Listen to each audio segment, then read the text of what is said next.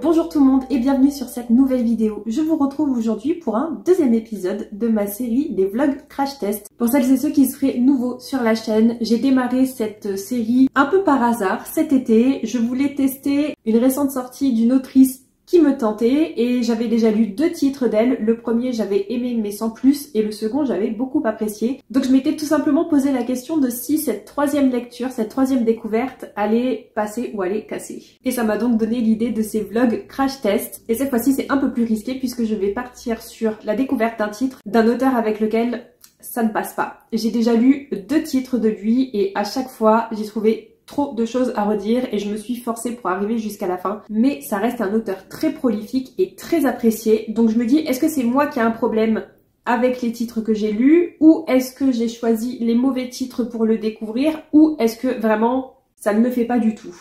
Donc je vais tester un nouveau titre de cet auteur. Je sais pas si ce sera le dernier, mais clairement ce vlog va faire pencher la balance. D'autant plus que j'ai choisi un titre qui me fait de l'œil depuis longtemps. Et c'est aussi un titre qui est extrêmement apprécié. Je suis aussi des booktubeuses qui l'ont lu, des booktubeuses avec qui cet auteur ça colle pas forcément toujours non plus, mais elles ont lu ce titre et elles l'ont énormément apprécié. Voilà, ça reste un peu risqué, mais je mets quand même toutes les chances de mon côté. Je veux bien sûr parler de Stephen King et j'ai choisi de lire Cimetière. De Stephen King, j'ai lu l'année dernière Contes de fées et ça ne l'avait pas fait. J'avais trouvé ça très long et vraiment très recyclé. Bref, ça l'avait pas fait. Et un petit peu plus tôt en 2024, j'ai lu un autre titre de lui. Je ne me souviens plus. Je vais vous mettre la photo juste ici, mais vraiment, comme quoi ça m'a vraiment marqué hein, cette histoire, mais voilà, je l'ai lu et pareil, je me suis forcée pour arriver jusqu'à la fin, je l'ai trouvé très long. J'attendais un twist qui me renverse un peu la tête pour justement apprécier finalement cette lecture en arrivant sur la fin, mais ça l'a pas fait. Donc, je vais retester Stephen King avec Cimetière. C'est l'un des titres, comme je vous le disais, les plus appréciés de la communauté fan de l'auteur. Donc j'espère que ça va le faire. Je voudrais quand même le résumer à l'écran. On nous dit que Louis Creed, un jeune médecin de Chicago, emménage avec sa famille à Ludlow, petite bourgade du Maine. Leur voisin, le vieux Jude Crandale, les emmène visiter le pittoresque cimetière où des générations d'enfants ont enterré leurs animaux familiers. Mais au-delà de ce cimetière, tout au fond de la forêt, se trouvent les terres sacrées des Indiens, lieu interdit qui séduit pourtant par ses monstrueuses promesses. Un drame atroce va bientôt déchirer l'existence des Creed, où l'on se trouve happé dans un suspense cauchemardesque. J'espère tout de même être happé par cette lecture, être même un petit peu terrifiée. On est toujours un peu dans l'ambiance, pas forcément Halloween, mais c'est la période pour moi où j'adore lire des livres qui me font peur, des thrillers, des livres horrifiques. Donc je pense que j'ai quand même pioché le bon titre. On va voir. Mais je vous avoue que j'ai aussi un petit peu peur puisque c'est un titre qui fait 636 pages. Donc voilà, je m'attends encore une fois à trouver ça long et peut-être à avoir envie de le poser et jamais le rouvrir.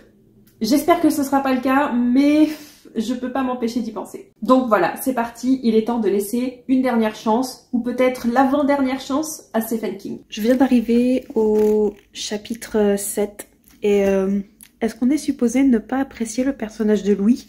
Parce que pour le moment, c'est pas que je l'aime pas du tout, mais je l'aime pas. Il m'est pas nécessairement sympathique. Jusqu'à présent, en même pas 40 pages, il a eu envie d'étrangler ses gosses plusieurs fois. Il suppose tout de suite que son nouveau voisin veut faire ami-ami juste parce qu'il est médecin et qu'il veut avoir des consultations gratos. Il suppose que sa femme lui refourgue les gosses dans les bras juste parce qu'il est médecin et qu'il sait tout faire. Et enfin, il explique qu'il veut pas faire castrer son chat parce qu'il se sentirait lui-même castré. Et ce serait un peu comme un miroir de lui-même perdant sa virilité. Ça fait que 40 pages. Même pas. Donc je me pose la question de est-ce que c'est volontaire que ce soit un gros con ou est-ce que c'est juste parce que c'est peut-être un livre qui date et que à l'époque c'était normal entre guillemets d'être aussi prétentieux et aussi imbu de sa personne. Je sais pas. 30 secondes plus tard, je viens littéralement d'atteindre la page 40 parce que jusqu'à présent j'étais à la page 39. Au chapitre 7. Donc j'entame le chapitre 7 et le premier paragraphe, on nous dit que lui prend peu à peu ses repères à son nouveau travail où il est devenu le responsable des services médicaux de l'université d'Orono. Et que en gros, il est pas très content parce qu'il va devoir gérer des alcooliques, des drogués, des cas de maladies vénériennes, des syndromes d'angoisse, des peurs phobiques d'examen ou des jeunes qui paniquent parce que c'est la première fois qu'ils se retrouvent à vivre sans leurs parents et enfin des anorexiques. En gros, le mec est médecin mais il est pas content de gérer des gens qui ont des problèmes de santé. Qu'est-ce que tu fous là? Ça promet pour la suite. Bon, j'ai pas pu lire beaucoup avancer aujourd'hui parce que j'avais du montage à faire et surtout mes cartons puisque je déménage dans quelques jours. Je vais profiter que Elise de A Book and a Cup fasse un readathon sur YouTube, donc je vais joindre la partie et essayer d'avancer dans Cimetière. Je suis au travail, j'essaye de profiter de ma pause déj.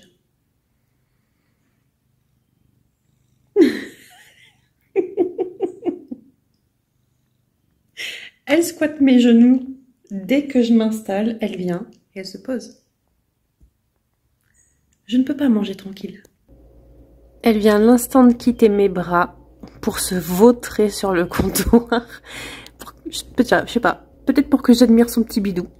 Il est temps que je vous fasse un update sur Cimetière parce que mine de rien, je viens d'arriver à la moitié. Alors, par où commencer? Déjà, le personnage de Louis, donc notre personnage principal, c'est pas qu'il m'est antipathique, mais j'arrive pas à l'apprécier. Je suis désolée, j'arrive pas à l'apprécier. Sa femme, il y a des moments où je me dis non, non, ça va pas. Les enfants, je les aime bien, ça va, ça passe. C'est pas un coup de foudre, mais je trouve que l'auteur a bien cerné les enfants. Et surtout les comportements. Il y a certains passages qui m'ont même fait presque rire, donc ça va. Mais voilà, Louis et sa femme, mais surtout Louis, j'ai vraiment du mal. Faut savoir que notre personnage principal, il est médecin et il adore le rappeler. Je sais pas pourquoi, mais il adore le rappeler. Donc on a des rappels à un petit peu toutes les sauces qu'il est médecin. Et quant à sa femme, j'ai l'impression que soit elle a un problème de libido et elle est constamment en demande, soit Stephen King s'est fait un gros kiff, un gros plaisir de d'écrire un personnage féminin qui en veut tout le temps. Soit à ce moment-là de sa vie, Stephen King, pour décrire les femmes, c'était uniquement des personnages féminins qui veulent du sexe. Et qui s'occupent des enfants. Pardon, elle s'occupe des enfants. Autrement, je m'y attendais. Je pense que je vous l'avais dit dans l'intro de ce vlog.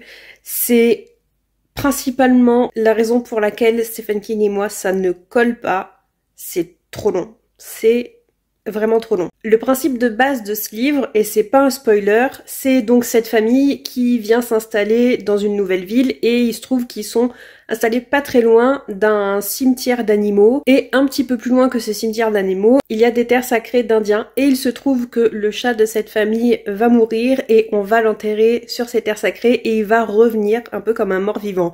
C'est pas un spoiler puisque c'est tout le principe finalement de base de ce livre.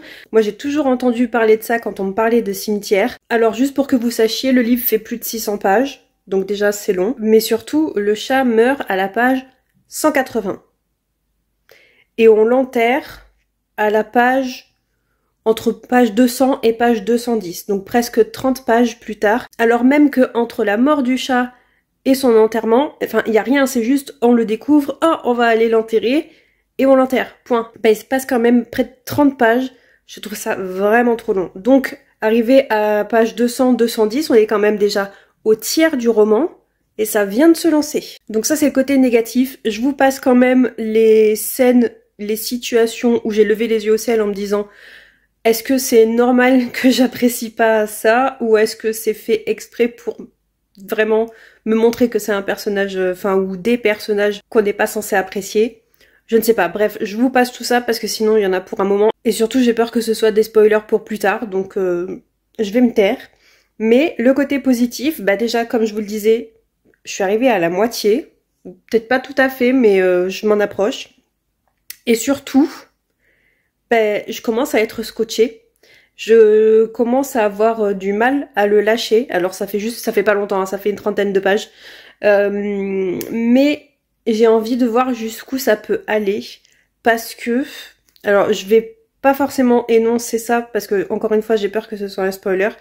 Mais on a abordé un sujet, je dirais qu'on a à peine gratouillé la surface d'un sujet où moi j'ai envisagé cette situation et où je me suis dit ça pourrait être intéressant. Et juste quand je me suis dit ça, quelques pages plus tard, on a eu ce fameux petit gratouillage de surface.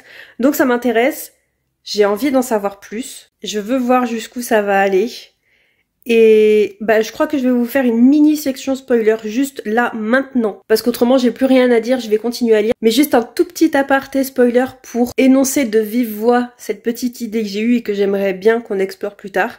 Donc si vous voulez passer les spoilers, je vous invite à avancer un tout petit peu dans la vidéo. Mais pour celles et ceux qui sont restés, on a abordé le sujet donc de le chat qui est revenu à la vie et Louis a une très longue discussion avec son voisin Jude qui l'a amené lui-même au fameux cimetière qui se trouve sur les terres sacrées et qui lui raconte un petit peu l'historique de ce cimetière et comment il a connu, etc., etc. Et Louis à la fin pose une question que je me posais déjà depuis un moment. Il demande à Jude, est-ce que on a déjà enterré un être humain là-bas? Et ça, c'est justement le petit twist ou la petite situation que j'envisage depuis un moment et que j'ai envie de savoir si oui ou non, et si oui, comment ça va être exploré. Et on nous dit que Jude répond tout à fait outré, non, bien sûr que non, on n'a jamais enterré un être humain. Et qu'il a vraiment une réaction très vive. Et Louis se rend compte un petit peu plus tard que la réaction de Jude, c'est la réaction d'un homme qui ment, qui est en train de mentir. Donc voilà, j'ai très envie de savoir s'il va y avoir un twist où les êtres humains sont aussi impactés par cette espèce de malédiction une fois qu'ils sont enterrés sur les terres sacrées. Si oui, qui est-ce que ça implique? Parce que moi, dès le début, dès qu'on a rencontré Jude, je me suis dit... Le mec, il est né en 1900 et on est en 1983 et il est toujours en pleine forme. Il y a peut-être un truc où c'est lui ou quelqu'un de sa famille qui a été enterré. Voilà, ce ne sont que des suppositions, mais j'ai très envie de savoir ce qu'il en est. J'ai officiellement dépassé la moitié et je viens de me faire la réflexion que quand je lis du Stephen King, j'ai l'impression de lire quelqu'un qui raconte une histoire et puis qui s'arrête, qui raconte une histoire dans l'histoire, et que ça prend des plombes. Vous savez, un peu comme ce genre de personne qui, quand elle vous raconte une histoire, elle peut pas s'empêcher de partir dans une autre direction pour vous raconter un autre truc qui a pas forcément de rapport ou qui a légèrement, très légèrement, un impact sur l'histoire de base qu'il voulait vous raconter. Bah en fait, c'est la sensation que j'ai avec Stephen King. À chaque fois. Coucou, je vous retrouve, on est plusieurs jours plus tard, on est le 19 novembre. Ça fait un bail que je vous ai pas pris avec moi. Pour la simple et bonne raison qu'il s'est passé énormément de choses. J'ai déménagé. J'ai signé la vente de mon appartement hier. Donc ça y est, c'est officiel. Je suis montée à Paris. Je suis allée à Disneyland. Je suis allée au concert de Royal Republic. Je suis allée en librairie anglophone. Et ce matin, j'ai laissé ma voiture au garage. Donc voilà, il s'est passé énormément de choses. Et en gros, pour vous faire un topo rapide, donc j'ai déménagé et il me reste encore pas mal de choses à ranger, notamment cette pièce et tous mes livres. Donc c'est la mission d'aujourd'hui. Je suis montée à Paris, comme je vous le disais, pour plusieurs jours. Je suis montée jeudi soir. Vendredi, on a passé la journée à Disneyland avec mon ami et...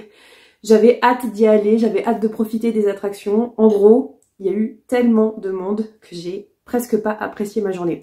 J'ai passé une bonne journée, mais je pensais passer une super méga bonne journée. Ça n'a pas été le cas et je pense très sincèrement que je crois que je retournerai plus à Disneyland parce qu'il y a juste trop de monde tout le temps. J'avais tablé pour y aller un jour en semaine et hors période de vacances scolaires en me disant il y aura peut-être un peu moins de monde, ça va mieux se passer.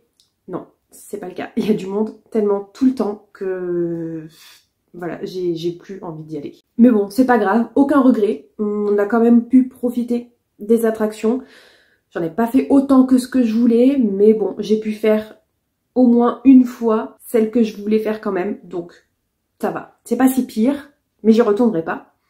Le lendemain, petit tour en librairie anglophone et là aussi il y avait énormément de monde donc finalement j'ai même pas pu vous filmer ça parce que c'était blindé. Blindé. Mais je suis repartie avec quelques achats. D'ailleurs je vais vous les montrer rapidos, juste histoire de vous montrer ce que j'ai acheté.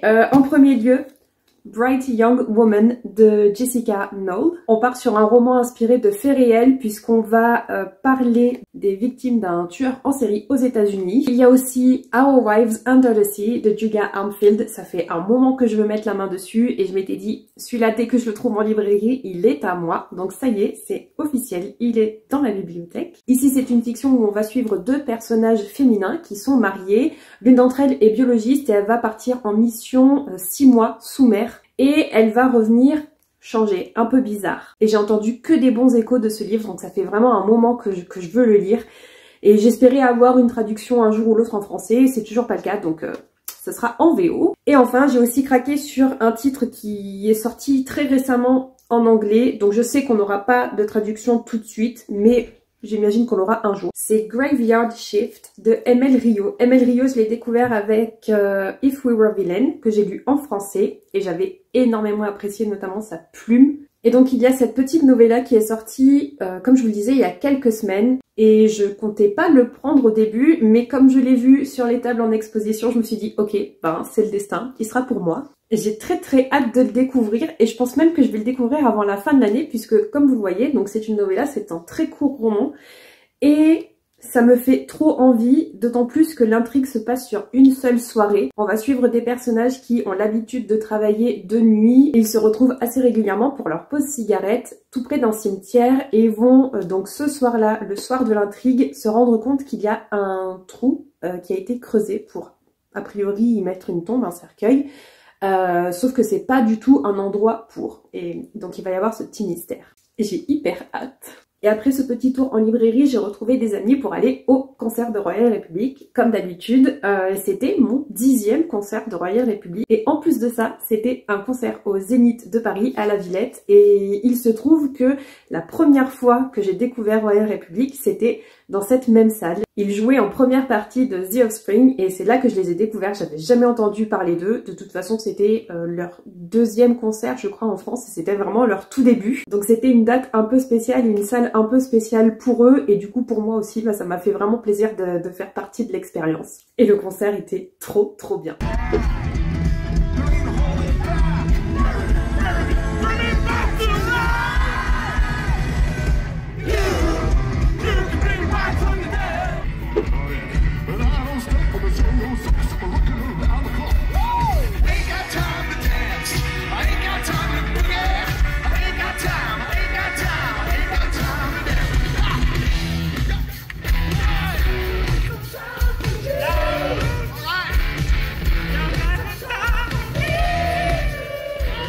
How about we stand back to back, because I don't know you that well. Wait, easy, wait. Not yet, damn it. Shh. Honest? Is this gonna work? Let's see. Okay, you ready? Here we go. I ain't got time to dance. I ain't got time to boogie. I ain't got time. I ain't got time to dance. I ain't got time to lust. I ain't got time to fuck it. I ain't got time. I ain't got time.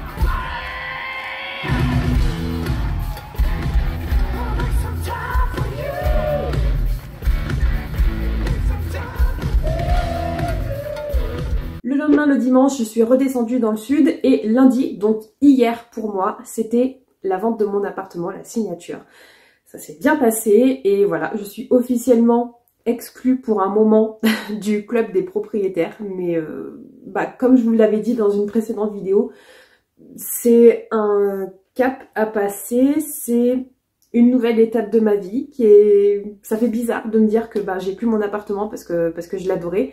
Mais bon, c'est que pour du mieux pour plus tard. Ça va pas être tout de suite, mais d'ici peut-être 1 an et demi, 2 ans, ce sera que du mieux. Et j'avoue, j'ai un peu hâte de voir ce que l'avenir me réserve. Bref, tout ça pour vous dire que donc ces derniers jours, ça a été assez haletant finalement. Il y a eu pas mal de choses. Et j'avais volontairement pas pris avec moi cimetière. Parce que il se trouve que ça se passe pas si bien. Je sens que la panne de lecture est en train d'arriver. Parce que je me force pour le lire et que je prends vraiment pas de plaisir. Et la seule raison pour laquelle je continue de lire Cimetière, que je ne l'abandonne pas, c'est que j'ai quand même envie de savoir s'il va y avoir un twist où je vais me dire « Ah, wow, finalement c'était trop bien, ça valait le coup de lire ces 650 pages ». Mais j'avoue que c'est toujours pas le cas. Hier soir, je suis arrivée aux alentours de la page 500, donc il me reste encore 130, 150 pages. J'espère que je vais le finir aujourd'hui. Je vais me mettre un gros coup de boost parce que j'en ai ras-le-bol de le voir sur ma table de chevet. J'en ai ras-le-bol de me dire que je suis toujours en cours de lecture de ce livre. Mais j'en ai marre. J'en ai marre à tel point donc que je ne l'ai pas pris avec moi à Paris parce que j'avais besoin de changement, j'avais besoin de lire autre chose. Donc j'en ai profité pour entamer ma lecture d'un gros pavé que j'avais pris avec moi sur liseuse. En gros, j'ai démarré le 2e tome de l'Empire du Vampire de J. Christophe, c'est l'Empire des damnés. Et j'ai fait la même chose que j'avais fait il y a 2 mois, c'est-à-dire que même si j'ai la copie physique quelque part là-dedans du coup, je l'ai pris aussi en version numérique et je l'ai mis sur ma liseuse, comme ça je voyageais léger et je pouvais lire autant que je voulais. Et franchement, ça m'a fait du bien de lire un livre qui me plaît, parce que là je l'ai dévoré, je suis à 35% et pour rappel c'est un livre qui fait presque 1000 pages. Donc ça veut dire que j'ai bouffé 350 pages assez rapidement, comme quoi c'est possible, parce que finalement 350 pages de l'Empire des damnés, si j'avais lu 350 pages de Cimetière, ça veut dire que je l'aurais déjà terminé. Mais j'arrive pas à lire 350 pages de Cimetière, c'est pas possible. Hier j'en ai lu 100 en me forçant, vraiment en me forçant, en me disant « Olivia, faut que tu le termines ». Là, vraiment, en fait, en gros, j'ai jusqu'à samedi pour le terminer parce que cette vidéo-là sort samedi. Et de toute façon, il faut que je le rende à la médiathèque, dernier carat samedi. Dans tous les cas, il faut que ce soit bouclé rapidement. Donc, j'espère que ce sera aujourd'hui. Si c'est pas aujourd'hui, ce sera demain. Mais il faut vraiment que je me mette un gros coup de pied au cul et que je le termine. Ça va pas être chose facile parce que comme je vous le disais, je prends aucun plaisir pour le lire. Vraiment, vraiment aucun plaisir. J'ai envie de le terminer et de plus en parler. Donc, ce que je vais faire, c'est je vais ranger tout ça ce matin et cet après-midi, je m'installe dans cette pièce qui sera ma pièce lecture et travail et je termine Cimetière.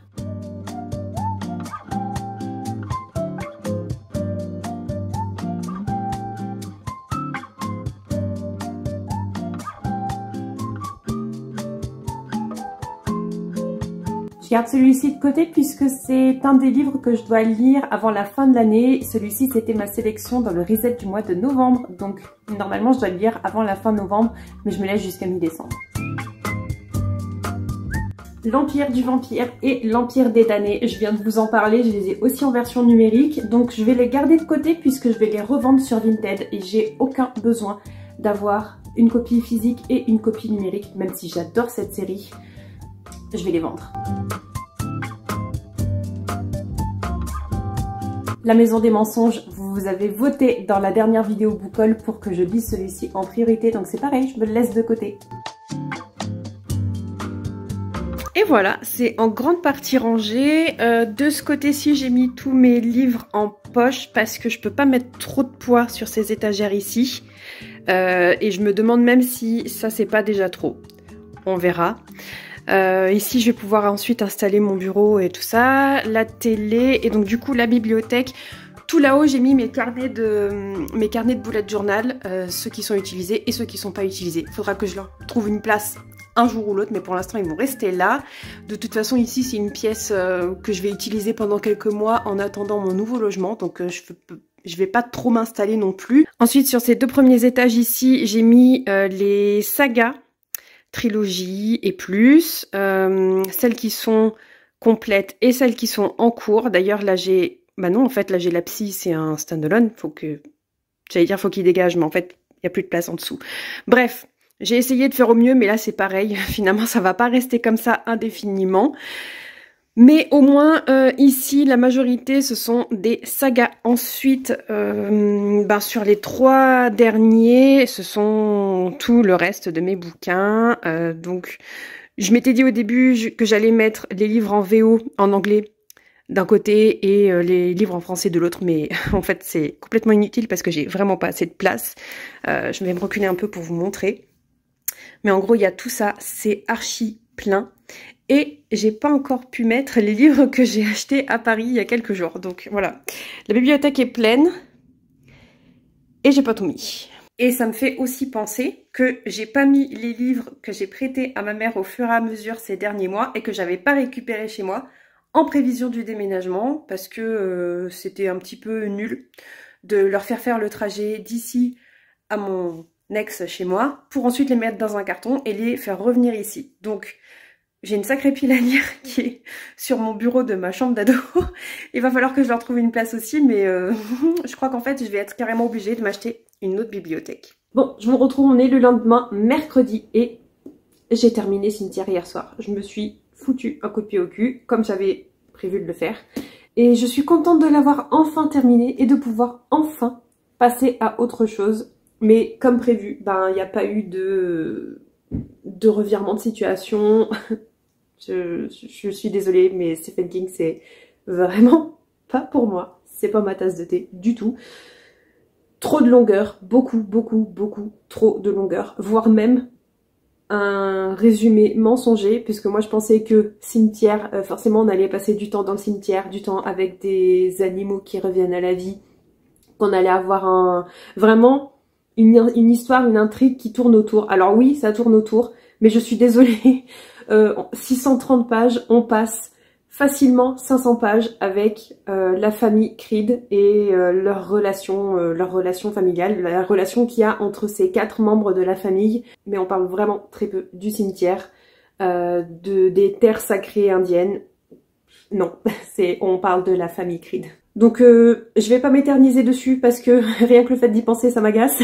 Mais voilà, Stephen King, c'était le 3e et dernier livre de lui que je lisais. C'est définitif, je ne passerai plus de temps de ma vie à lire un de ses livres. C'est clairement du temps perdu pour moi.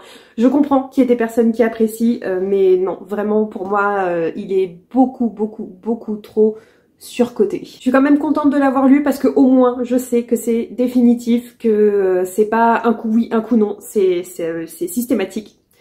Cet auteur n'est pas pour moi. Donc voilà, j'ai aucun regret maintenant de me dire que c'est terminé avec lui parce que si j'avais pas lu Cimetière, j'aurais toujours eu la tentation de me dire ben peut-être qu'il y a un autre livre de lui qui va me plaire et que c'est que je choisis mal mes titres. Non, clairement. J'avais choisi Cimetière, je crois que je vous l'avais dit en intro, mais je l'ai choisi parce que justement c'est un des titres les plus populaires et les plus appréciés. Même les booktubeuses et influenceuses littéraires que je suis, qui l'ont lu, s'accordent à dire que c'est son meilleur. Voilà, je l'ai lu, pour moi ça ne fait pas du tout aucun regret. Et en plus je l'ai fini dans les temps, donc je vais pouvoir le ramener à la médiathèque et enfin m'en débarrasser et penser à autre chose, lire des livres qui m'intéressent, lire des livres qui me plaisent. Et passer des bons moments de lecture, parce que là vraiment c'était une corvée en fait de lire, c'est vraiment une corvée de lire. En plus en ce moment je lis tous les matins une nouvelle d'Edgar Allan Poe et ben c'est pareil, en fait j'apprécie pas énormément et du coup c'est les journées corvées de lecture finalement. Tout ça pour dire que c'est terminé, je passe à autre chose, je suis contente.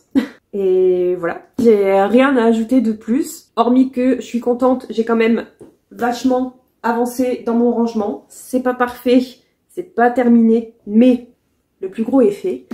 Et voilà, c'est tout. N'hésitez pas à me dire ce que vous en pensez dans les commentaires. Vous pouvez me laisser un emoji tombe. Oui, laissez-moi un emoji tombe, je suis sûre qu'il existe. En hommage à Cimetière qui ne parle très peu que de Cimetière, donc oui, un emoji tombe, c'est pas mal. Autrement, nous on se retrouve la semaine prochaine pour une nouvelle vidéo. D'ici là, je vous dis bye bye.